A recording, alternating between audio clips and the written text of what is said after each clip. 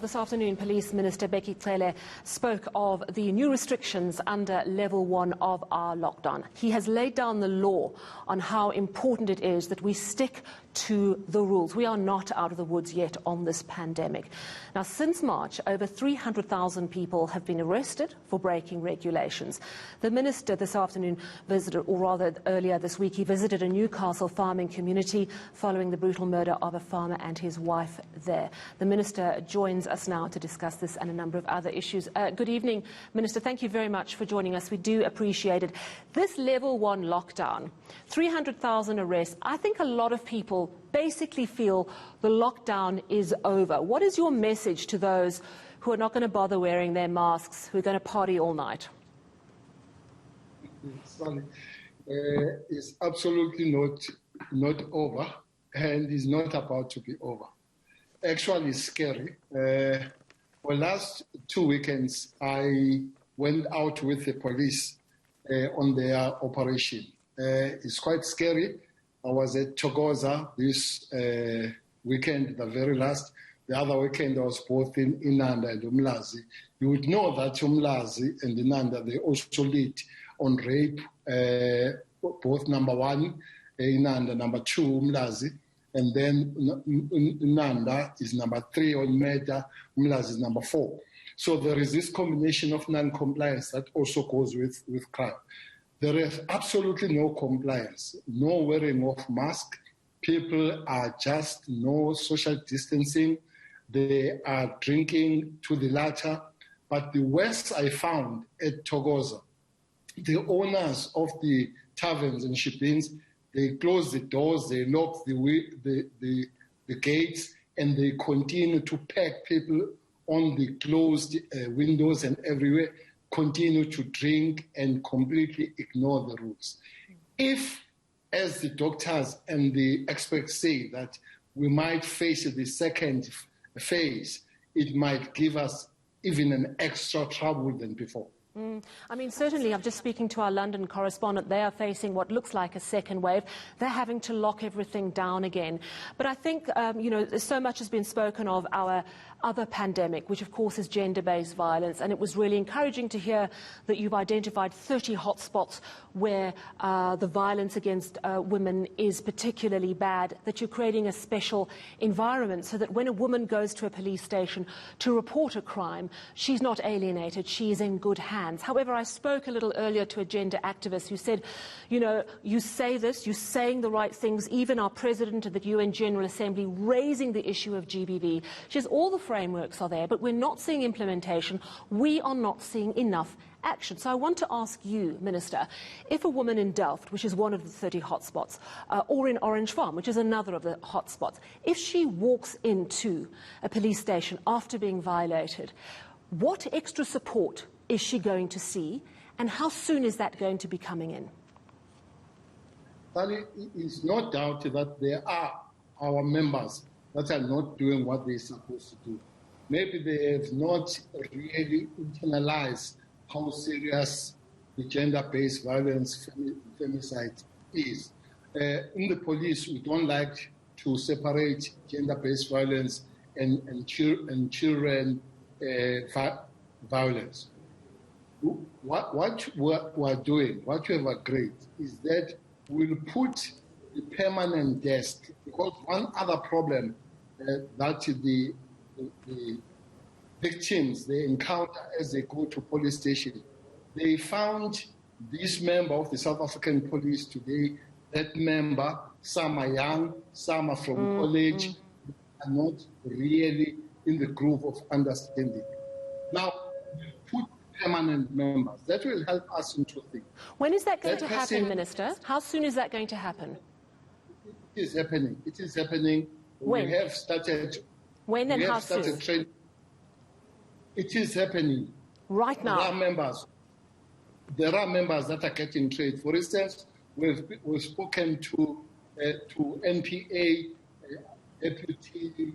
Deputy National Prosecutor, advocate to say that they must also help us to train them to know the basic law things that you don't lose at the beginning, so that your case solid going forward. There is a group of those members that are being trained as we speak. Well, that's good news, but I was just, we spoke to our reporter in Orange Farm a little earlier. Huge concerns about the safety of children, particularly in that area. Luckily, the child who went missing today has in fact been found, but over the weekend, 2 little ones murdered, left on the streets. And a sense from the community that they just don't trust the police. They're going to start taking the law into their own hands. And that's the problem. When policing fails, that's when vigilantism rises. Sally, I have had this question, what the police are doing.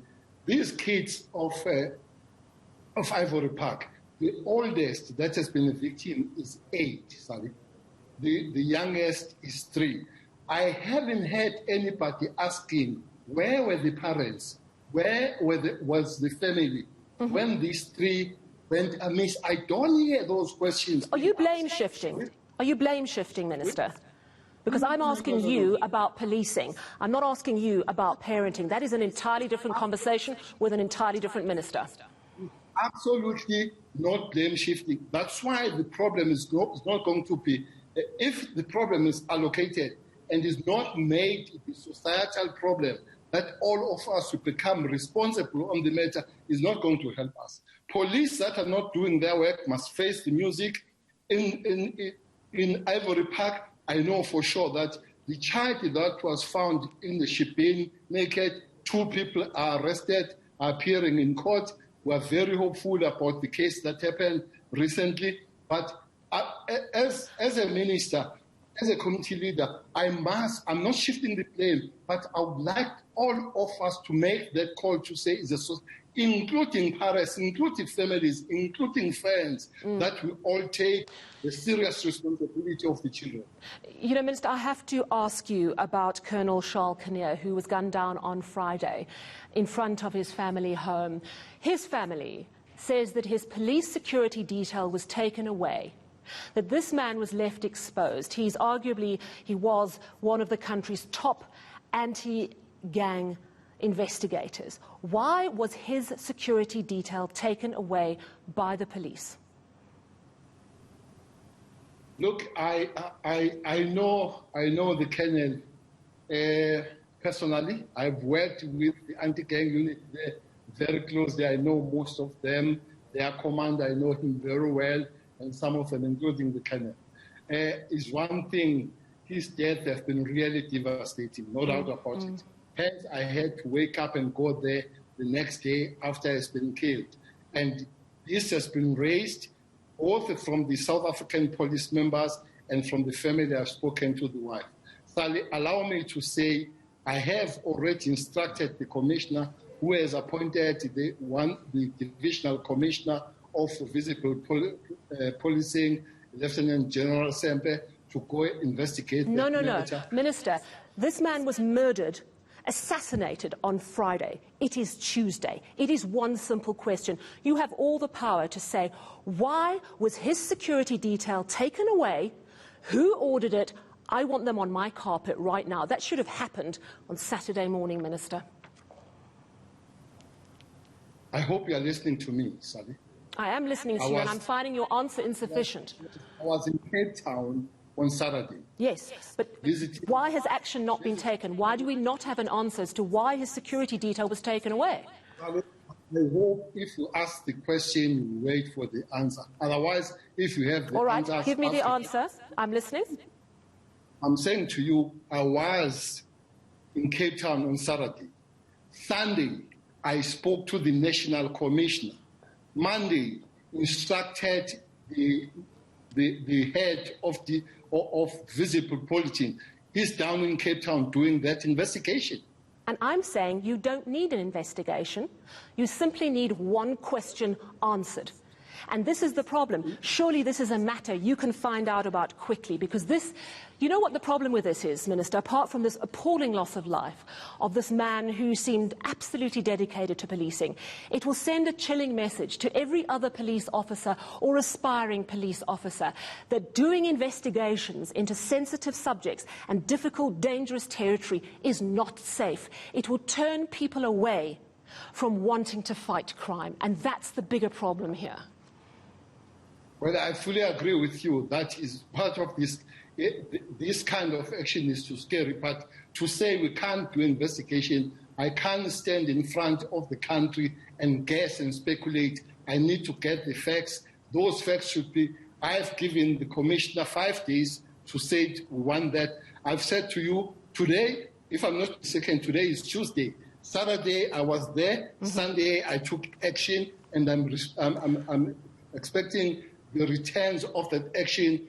I know that the commissioner has already instituted. So we can't speculate and give the things. Didn't you give a 72-hour deadline? Was that for arrests or information? That is for arrest, not for the information. And has an arrest been made? No, it hasn't happened. Okay, so they've missed that deadline as well. I'm sure you're not pleased. Indeed, that has been missed, and we're still fighting and still working on it. I wonder if sometimes you feel it's an impossible task, Minister. A lot of policing experts I've spoken to have said that you are really doing your best to deal with the rot that remains in the police, with the structures that were hollowed out during state capture. Do you sometimes feel that you're fighting a losing battle? Well, let me confirm and confess. There are difficult times. There are. You know, there was a systematic and deliberate flattening of these structures to make sure that they don't do their work. We have tried to revive some of them. Hence, we have put the new leadership of the Hawks. We have put the special structures like the anti-gang unit. But remember, they will be forever the fight back on those structures. I can't feel I'm losing the battle and stop. We shall continue, but I must say, sometimes you do feel it's difficult. I'm sure it's not an easy task. Minister, I cannot let you go without asking you about the concern around farm murders. I know that you were in Normandie earlier this week in the Newcastle area, and you mentioned that there was a concern about racial tension between farmers and workers. Do you believe that this racial tension is something that is evident across a lot of farm murders, or do you think this was an isolated incident? It's absolutely not isolated. The land is a bigger issue than the crime in these areas. Even today, I was phoned by people from Vryheid complaining about the same thing, of the grazing of the animals on their planted fields, and vice versa. Animals are poisoned, and all that is a question of land. Hence, I requested from the Minister of Agriculture to go with the Deputy Minister, who's going back there. I believe if the land issue can be resolved once and for all, these tensions can go down. Well, thank you very much, Minister, and good luck to you. It's not an easy job. Thank you very much.